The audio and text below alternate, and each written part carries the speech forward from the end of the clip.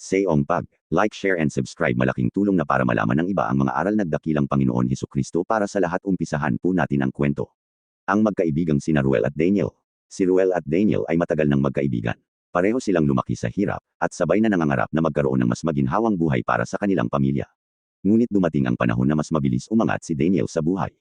Nagkaroon siya ng sariling negosyo at unti-unti niyang natupad ang kanyang mga pangarap.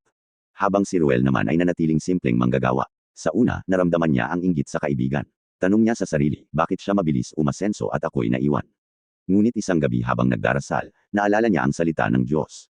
Roma Kapitulo 12 versikulo 15, makigalak kayo sa nagagalak, at makiiyak kayo sa umiiyak. Doon napagtanto ni Ruel na hindi dapat siya mainggit.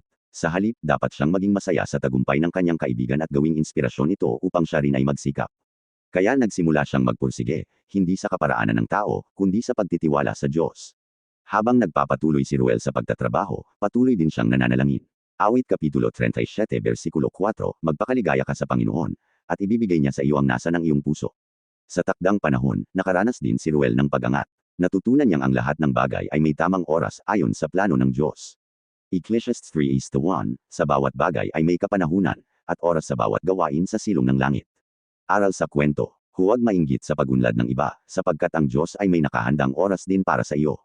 Ang tagumpay ng iba ay hindi kabawasan sa iyong tagumpay, maaari mo itong gawing inspirasyon. Ang tiwala at pagsusumikap na kalakip ng pananampalataya ang magdadala sa iyo sa itinakdang biyaya ng Diyos.